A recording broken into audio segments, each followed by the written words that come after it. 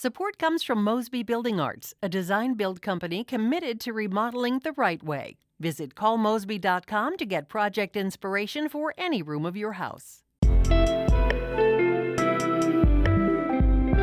From the St. Louis Public Radio Newsroom, this is The Gateway. It's Wednesday, October 9th. I'm Wayne Pratt. Ahead, after closing for a year and a half to expand, the Kemper Art Museum in St. Louis now has more space and a new approach. Curators used the downtime to think about the museum's direction. To think strategically about what our vision for the future will be. We also were thinking more about what does it mean to be a museum in the 21st century. St. Louis Public Radio's Jeremy Goodwin explores the newly expanded Kemper Museum. First, the news. State and federal prosecutors say an effort to boost the number of violent crimes handled in federal courts in St. Louis is having an impact. St. Louis Public Radio's Rachel Lippman has more on the update surrounding the Safer Streets initiative. Missouri Attorney General Eric Schmitt launched the Safer Streets program in January. 5 attorneys from his office were sworn in as federal prosecutors in April and were in the courtrooms in June. Since then, Schmitt says, those attorneys have charged 58 people with crimes ranging from gun possession to fatal carjackings. He calls the initiative a significant part of reducing violent crime in St. Louis. We are having important conversations about what we can do to tackle the crime epidemic, and there are many people and organizations who are doing great things. My job as Attorney General is to prosecute those who've broken the law and have harmed victims and their families. Schmitt says he'll continue to provide those extra attorneys for as long as he's in office. I'm Rachel Lippman, St. Louis Public Radio. The St. Louis County Council is holding back on fully funding the Bi-State Development Agency's annual budget request. Members have voted to give the Metro Transit operator $100 million, which is about $60 million less than requested. As St. Louis Public Radio's Julie O'Donoghue reports, the council wants to see an updated safety plan before deciding to hand over any more money.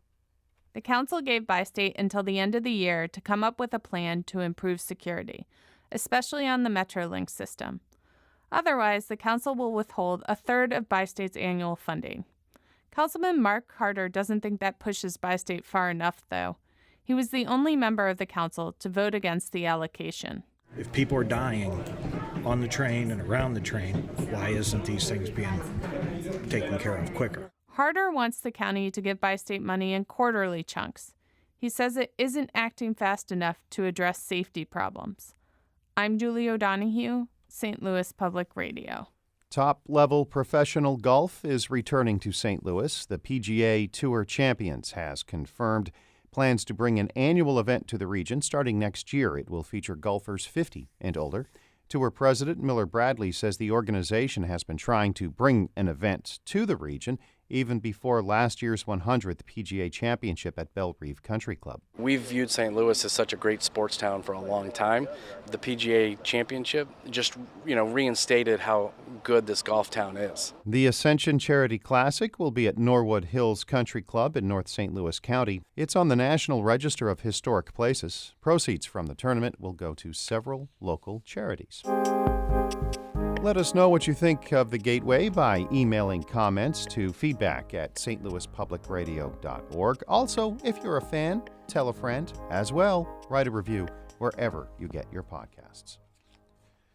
Washington University's Kemper Art Museum is open again. The Museum of Modern and Contemporary Art was closed for a year and a half for an expansion that increases gallery space by 50% and let curators rethink how they present the collection. St. Louis Public Radio's Jeremy Goodwin has more. The first thing you notice about the newly renovated Kemper Art Museum is that now you can see it. If you're driving toward Washington University or strolling over on campus, it's hard to miss the museum's gleaming new facade. 34 feet tall, made of pleated stainless steel. It's maybe the biggest mirror in town. Museum curator Sabine Ekman says it was a different scene around here 2 years ago, before the museum expansion and the rest of a $280 million revamp of this end of campus. The museum was buried between these parking lots and you couldn't even see the building. And so now when you drive up, you see this monumental facade which attracts you because it is reflective. And so the museum has a much larger and much more important presence. Visitors come to the Kemper for what's inside the building. But university architect Jamie Kolker describes the facade as a stylistically risky move that makes its own statement. Well, a 30-foot tall stainless steel facade is not something people do a lot. But if we're not going to do it for a museum, and it's almost a work of art in and of itself, so this was our one chance to do something iconic. Around the corner from that reflective facade is the entrance to an airy new lobby. Hanging above is a newly commissioned sculpture of colored glass by Tomas Saraceno.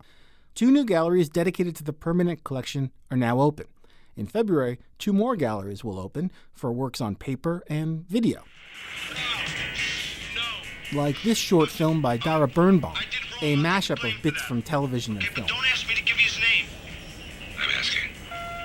While the museum was closed to the public, its curators rethought the presentation of even its best-known works, like paintings by Jackson Pollock, Pablo Picasso, and Robert Rauschenberg. Before, highlights from the collection were arranged in thematic clusters. On a tour of the new space, Ekman shows me how the collection is now presented chronologically. And so you go from the 90s basically into contemporary art. We have a lot of photography here in this space. This is a manipulated image of Ekman says the changes at the Kemper are not just about using the fresh wall space to put up more stuff. We were using also the time of the closure to think strategically about, what our vision for the future will be. We also were thinking more about what does it mean to be a museum in the 21st century. Part of the answer to that question, she says, is to look for voices that are underrepresented in the Kemper's collection, which is very heavy on white artists from Europe and the United States. We don't actually, like many museums too, don't have a very inclusive collection of African American modernism. Contemporary more so because we can buy that today, but there's not a big history of collecting that. With more room, she wants to expand the museum's vision. We are trying to also build more of these kinds of international or transnational dialogues between artworks. And in the future, we really also hope to add more voices from like Latin America, from Asia, from Africa, to show a more global narrative of modern and contemporary art. A first taste of that transnational dialogue comes with the first temporary exhibition at the new Kemper, a show by Ai Weiwei, the Chinese artist now living in exile in the UK. I'm Jeremy Goodwin, St. Louis Public Radio.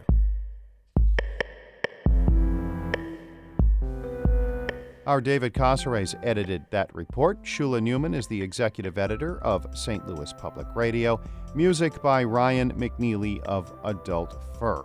Before we go, the Cardinals and Braves play today in Atlanta. It's a decisive 5th game of that playoff series. Follow me on Twitter @Wayne Radio. I'm Wayne Pratt, and from the St. Louis Public Radio Newsroom, this has been The Gateway. Support comes from Mosby Building Arts, a design-build company committed to remodeling the right way. Visit callmosby.com to get project inspiration for any room of your house.